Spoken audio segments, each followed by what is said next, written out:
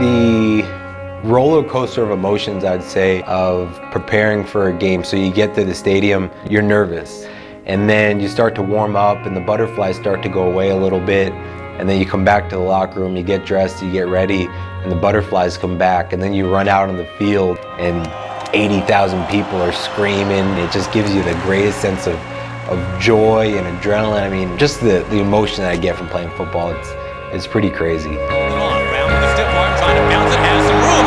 Another stiff arm, first down! I grew up in a coastal town in New Jersey. Always loved playing sports, always stayed active, and football it just stuck with me. It's something that I was pretty good at from the start, and I just enjoyed the competition part of it, the team aspect of it. So I knew if I wanted to be successful in the sports world, I couldn't entertain drugs.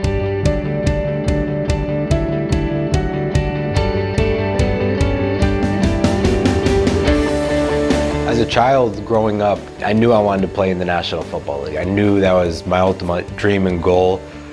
Was it a long shot for me? Sure. You have to be dedicated, and it's easy to say you want to do something, but that feeling of what you felt when you first said it is going to leave you at some point in time.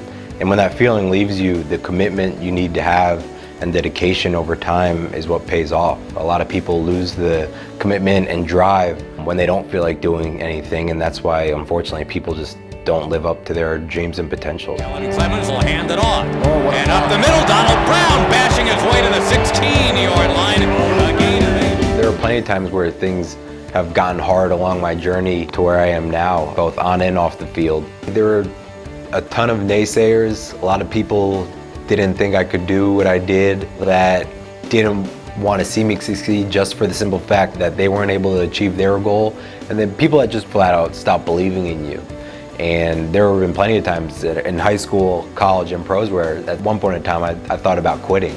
But you have to realize what you're playing for. You know, I'm playing for my family, I'm playing for, kids, I'm playing for everybody back home. What separates the good from the great is just digging down deeper, working that much harder, and really tapping into, your abilities that much more. Week 17, he's under center from the 12, handoff Donald Brown, skips up the middle. There are people that are willing to help you. A lot of times you hear coaches taking players under their wing. You just have to be receptive of it and be respectful and loving to them in return. When somebody offered me drugs, I would say no.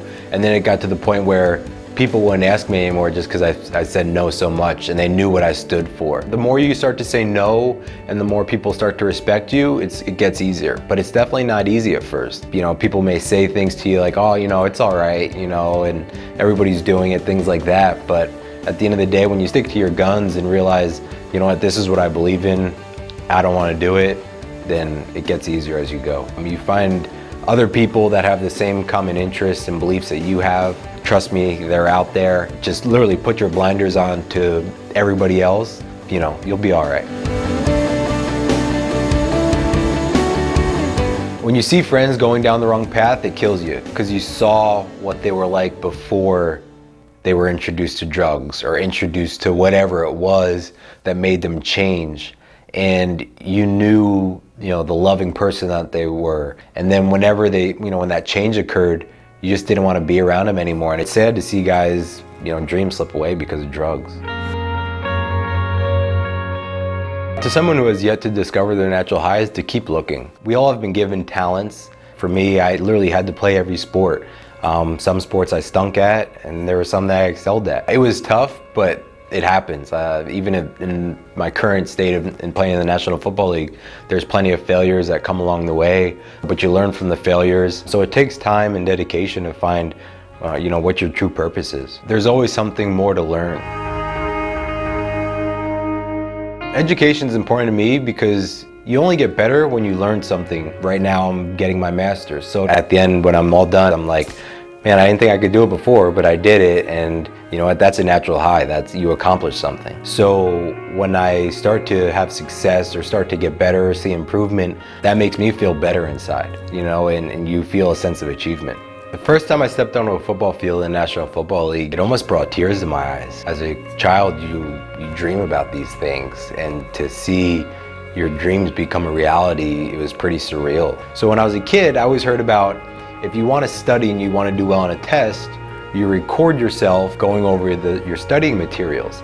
And then right before you go to sleep, you hit play, and the recorder plays back as you're sleeping, and you're supposed to be, I guess, taking this in through some kind of osmosis. But my mindset was, well, if I want to do well in football, I'll turn on the NFL Network when I go to sleep, and I'll always be listening to NFL Network, football plays, football here and football there as I'm sleeping, and I always thought that would help me in my pursuit to becoming a professional athlete. At the end of the day, I was still a skinny 12-year-old kid, just, hoping and praying to make it to the NFL, and, as long as you stay the course and stay focused, anything's possible.